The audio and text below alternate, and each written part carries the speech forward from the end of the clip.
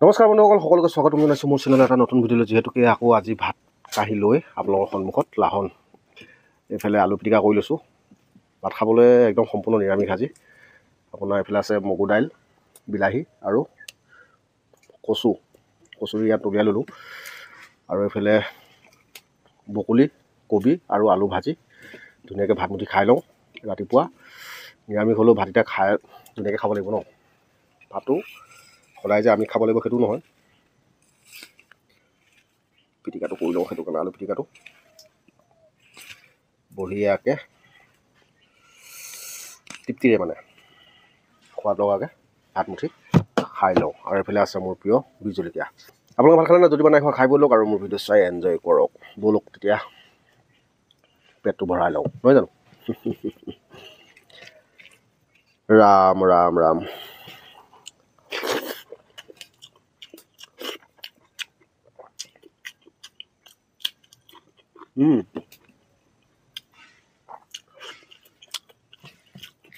বঢ়িয়া।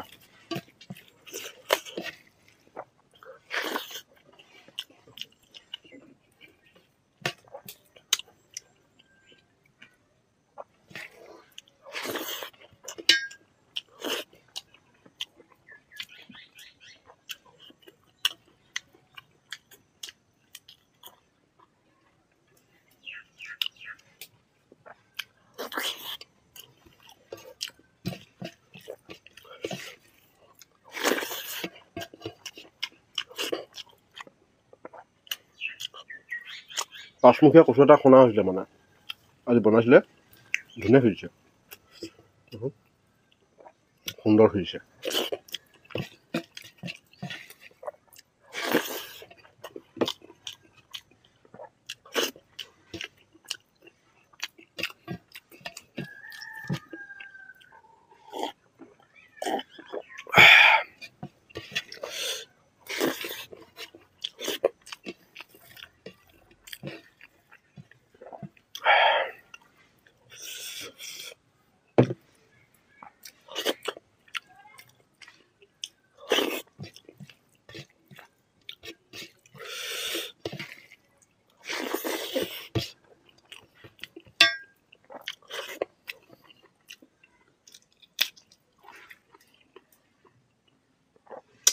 বিজলকীয়াবিলাক সৰু হৈ গৈছে আৰু এতিয়া আকৌ গৰম দিনত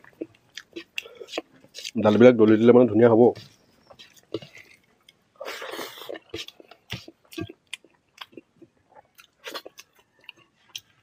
এতিয়া যিহেতু কাৰণে সৰু সৰুকৈ লাগি আছে, সেইখন দালখিনি দলি দিবলৈ বেয়া পাইছোঁ মানে।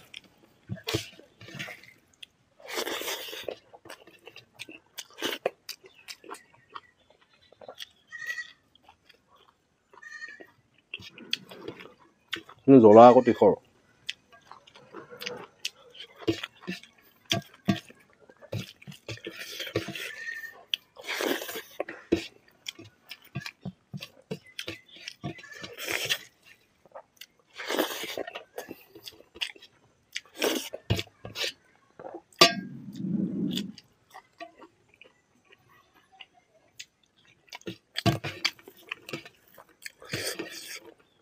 জ্বলা ক'ব নালাগে,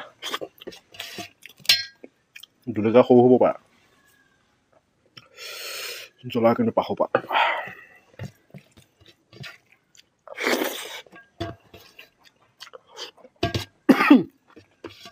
ফু লালা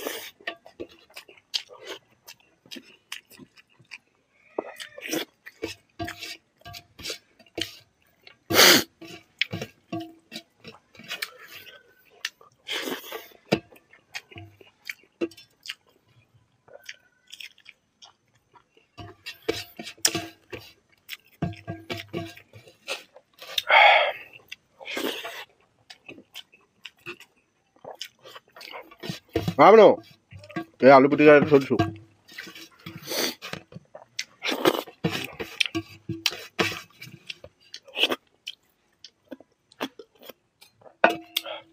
মজা লাগিলে বন্ধুসকল যদি ভিডিঅ'টো চাই ভাল পালে লাইক কৰিব শ্বেয়াৰ কৰিব চেনেলটো ছাবস্ক্ৰাইব কৰিবলৈ নাপাহৰিব যিহেতুকে নিৰামিষ থালিখন তেতিয়াহ'লে বাই